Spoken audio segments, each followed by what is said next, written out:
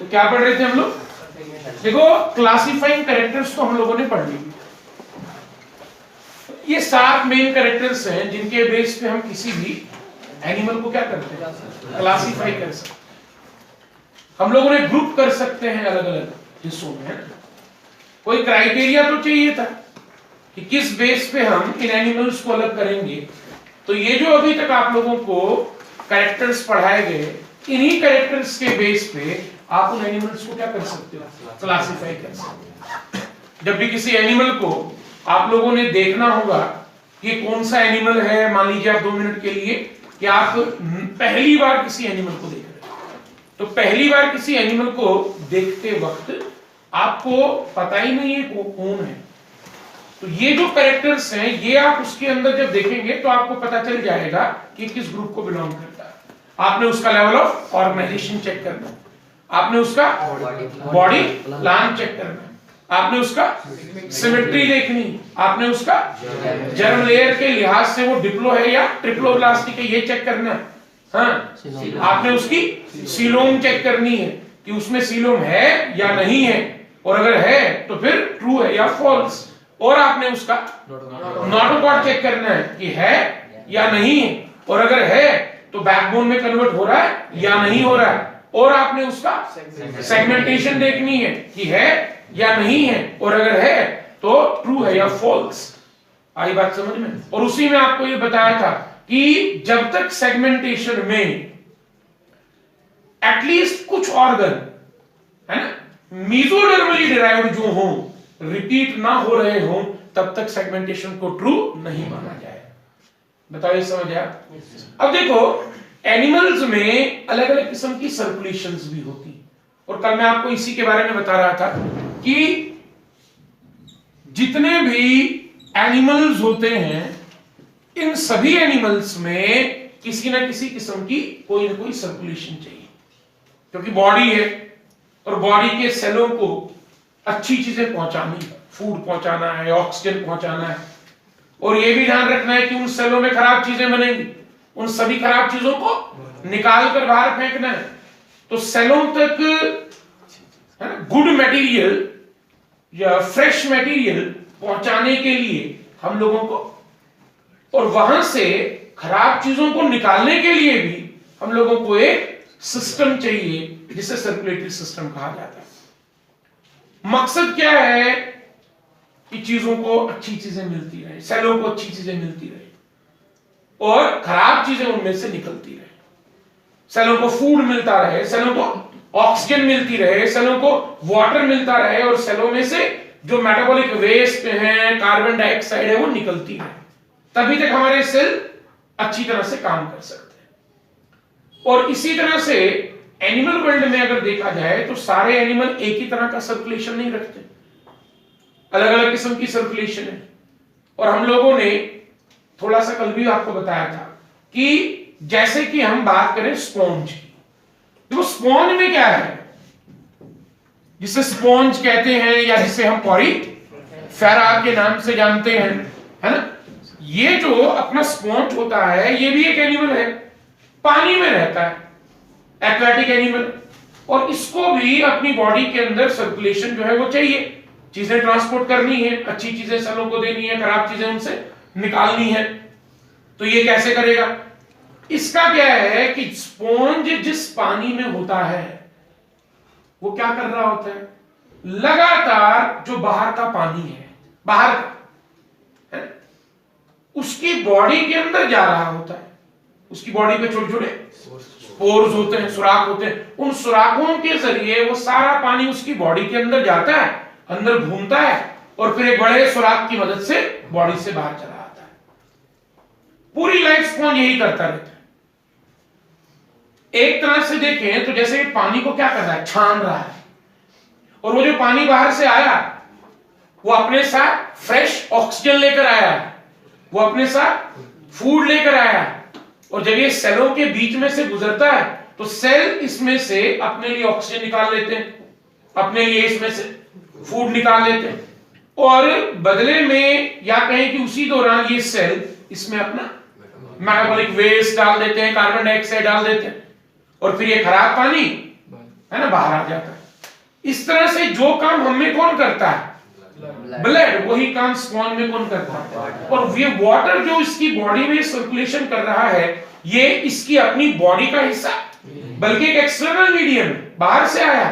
और जब ऑर्गेनिज्म की बॉडी के बाहर से कोई चीज आकर बॉडी में सर्कुलेशन का काम करती है, उसको हम एक्स्ट्रा ऑर्गेनिज्मिक सर्कुलेशन के नाम से जानते हैं। इसलिए स्पॉन्ज की सर्कुलेशन कैसी हो गई, स्पॉन्ज की सर्कुलेशन हो गई एक्स्ट्रा ऑर्गेनिज्मिक। आई बात समझ में? This is the type of circulation in which the task of transporting substances in the body is not being performed by the blood and is being performed by an external medium which is water in this case। और क्योंकि ये एक extra organismic circulation है, आई बात समझ में, जिसमें बाहर से पानी आकर बॉडी के अंदर क्या करता है, चीजों को ट्रांसपोर्ट करता है, इसीलिए हम एक्स्ट्रा ऑर्गेनिज्मिक सर्कुलेशन का दूसरा नाम दे सकते हैं, दिस इज वाटर सर्कुलेशन। आप चाहे इसे एक्स्ट्रा ऑर्गेनिज्मिक सर्कुलेशन बुलाएं, चाहे आप इसे वाटर सर्कुलेशन बुलाएं, बात एक ही। इसके ठीक उलट अगर किसकी बात की जाए, हमारी बात की जाए, तो हम में ऐसा नहीं है। क्योंकि हम लोगों में या एनिमल्स में, जो बाकी एनिमल्स हैं स्पॉन्ज के अलावा, उनमें बॉडी के अंदर जो सर्कुलेशन की जिम्मेदारी है, चीजों को ट्रांसपोर्ट करने की जो रेस्पॉन्सिबिलिटी है, वो उनके बॉडी के अपने अंदर के ब्लड की है। ये कोई बाहर से आकर बॉडी के अंदर घूमकर चीजों को ट्रांसपोर्ट करने का काम नहीं है। यहां ब्लड अपना खुद का, जो अपनी बॉडी का है, वो बॉडी के अंदर चीजों को ट्रांसपोर्ट करेगा। इसलिए जो तुम्हारी सर्कुलेशन है, ये एक्स्ट्रा ऑर्गेनिज्मिक नहीं है, ये शाबाश, ये इंट्रा ऑर्गेनिज्मिक सर्कुलेशन है। और ये इंट्रा ऑर्गेनिज्मिक सर्कुलेशन जो होती है, इसमें सर्कुलेशन का काम कौन कर रहा है, ब्लड कर रहा है, इसीलिए इसका दूसरा नाम रख दिया ब्लड सर्कुलेशन। तो ब्रॉडली अगर देखा जाए तो एनिमल वर्ल्ड की सर्कुलेशन को हम लोग दो हिस्सों में बांट सकते हैं। एक्स्ट्रा ऑर्गेनिज्मिक सर्कुलेशन, जिसका दूसरा नाम वाटर सर्कुलेशन है, जो आपको स्पॉन्ज या फाइलम पॉरीफेरा में देखने को मिलेगी, और इंट्रा ऑर्गेनिज्मिक सर्कुलेशन, जिसका दूसरा नाम ब्लड सर्कुलेशन है। अभी जो ब्लड सर्कुलेशन है, ये ब्लड सर्कुलेशन जो होती है, ये ब्लड सर्कुलेशन फिर दो किस्म की है। इस ब्लड सर्कुलेशन में फिर दो चीजें आ जाएंगी, क्या क्या, ओपन और क्लोज। ओपन सर्कुलेशन है या क्लोज सर्कुलेशन। देखो, ये जो हमारी ब्लड सर्कुलेशन है, इसमें फिर दो चीजें आ जाएंगी। बोलो, ब्लड सर्कुलेशन का दूसरा नाम क्या बताया, इंट्रा ऑर्गेनिज्मिक सर्कुलेशन जो है, इसमें फिर दो चीजें आ जाएंगी। क्या कि आपका ब्लड सर्कुलेशन हो सकता है कि ओपन ब्लड सर्कुलेशन हो, या हो सकता है कि आपका ब्लड सर्कुलेशन जो है वो क्लोज ब्लड सर्कुलेशन। अब ये किस बेस पर किया जाएगा, ये किस बेस पर किया जाएगा, ये, हाँ देखो, ये आप लोग समझ लो इसको ध्यान से कि बॉडी के अंदर ब्लड को पंप कौन करता है, हार्ट करता है। तो हार्ट बॉडी के अंदर ब्लड को पंप करता है। हम लोगों में क्या होता है कि अगर मान लो ये हार्ट है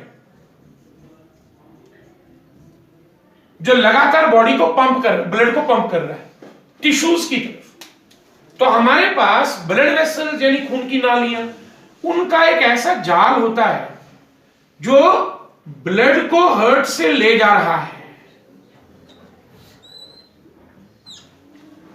इसे कहते हैं आर्टीरियल सिस्टम, जिसे आप सिंपली आर्टरीज कहते हो, लेकिन आर्टरी एक तो नहीं होगी ना। तो ये पूरा, अब यहां एक बनाई है अलग बात है, ऐसी ऐसी कई हैं जिन्हें कहते हैं मिलाकर हम लोग आर्टीरियल सिस्टम। आर्टीरियल सिस्टम का क्या काम, ब्लड को हार्ट से ले जाना सेल्स की तरफ, टिश्यूज की तरफ। और सेम ऐसे ही वेनस सिस्टम भी है, जिसका क्या काम, ब्लड को वापस लाना हार्ट की तरफ। ये this is arterial system and this is venous system. और यहां है हमारे बॉडी के टिश्यूज या सेल्स,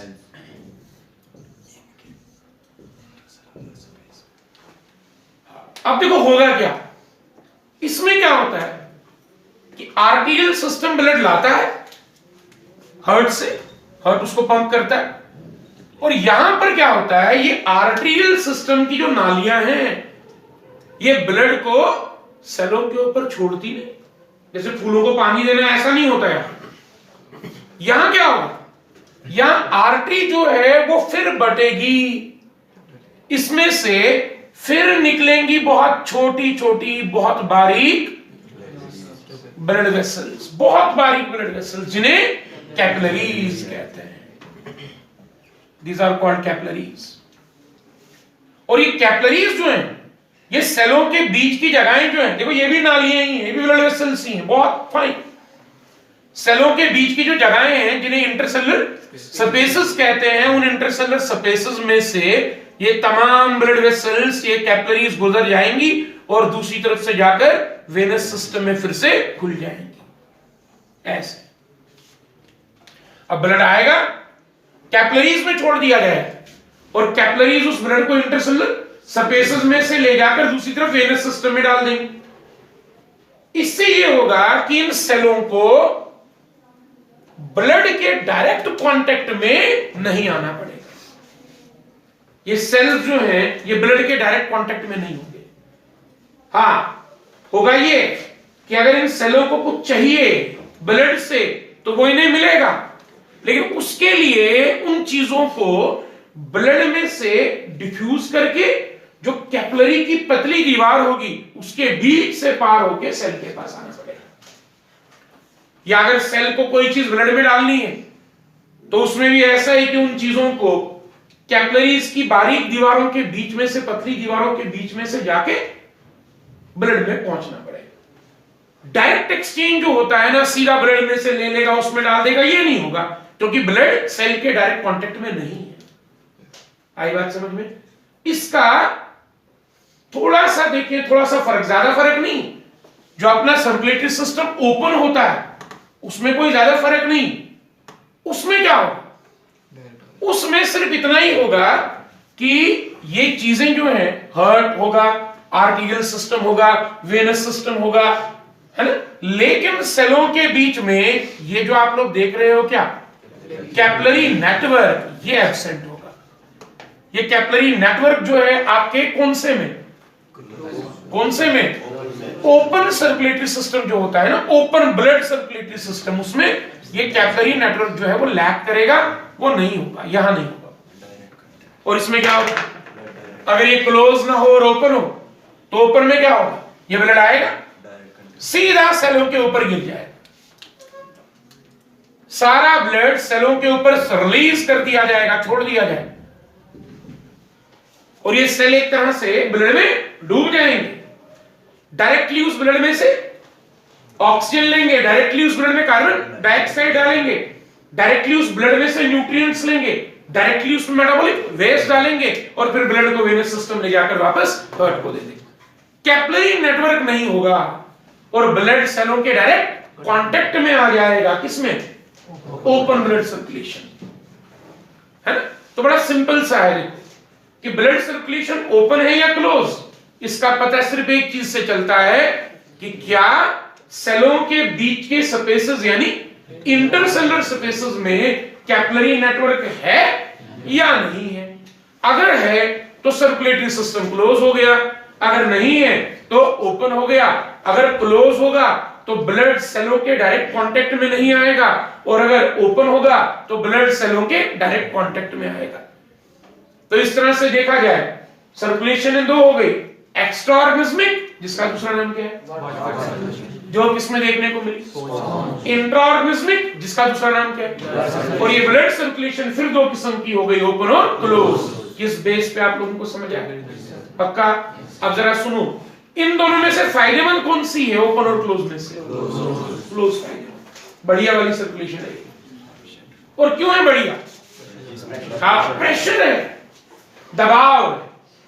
घर में पानी की पाइप में बारीक सा कट लग जाए और लीकेज शुरू हो जाए तो प्रेशर खत्म हो जाता है। पानी मुश्किल है ऊपर चढ़ना, फिर क्यों? क्योंकि नाली में कट लगा।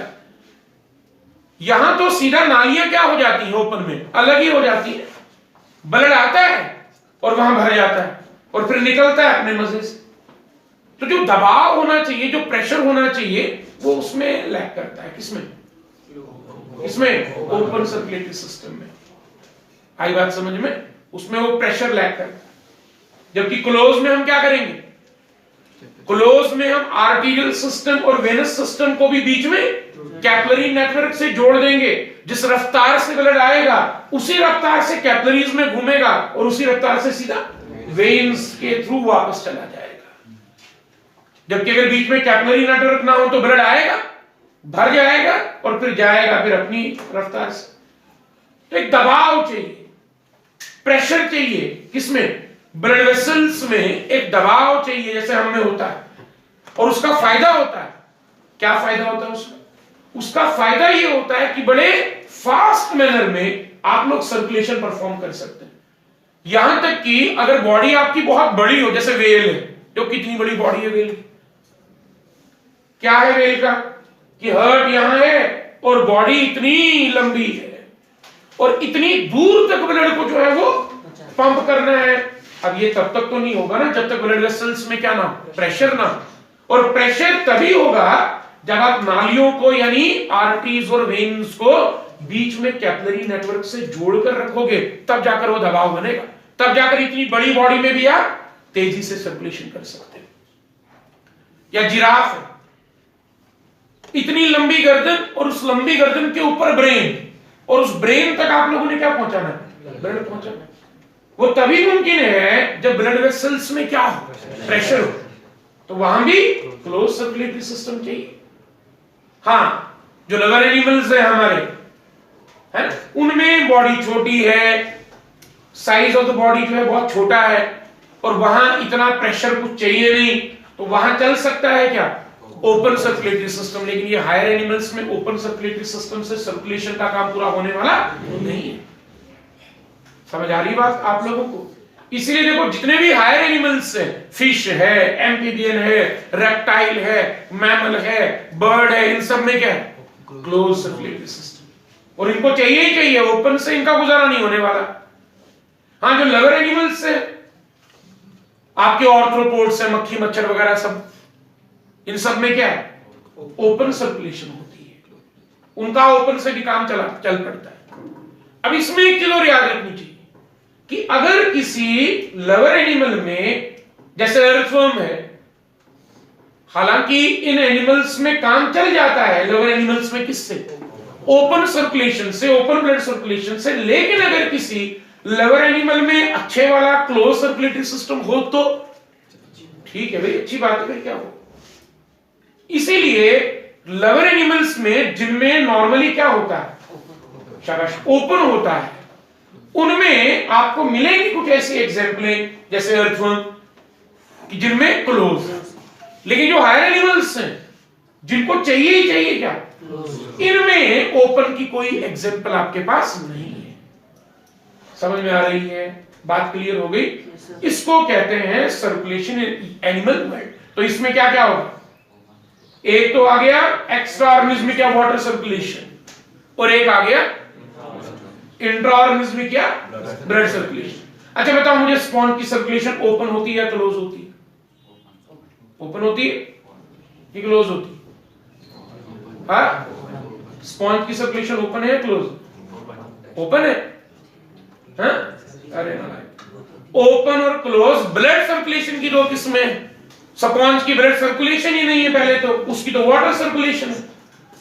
ये ओपन और क्लोज का मसला कहां खड़ा होगा? ब्लड सर्कुलेशन में। आप स्पॉन्ज की वाटर सर्कुलेशन को ओपन और क्लोज में जो है वो बांट रहे हैं।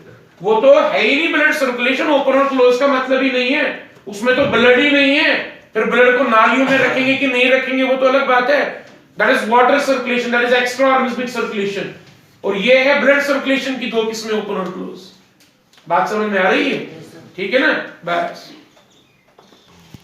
अब हम करेंगे इसको बंद।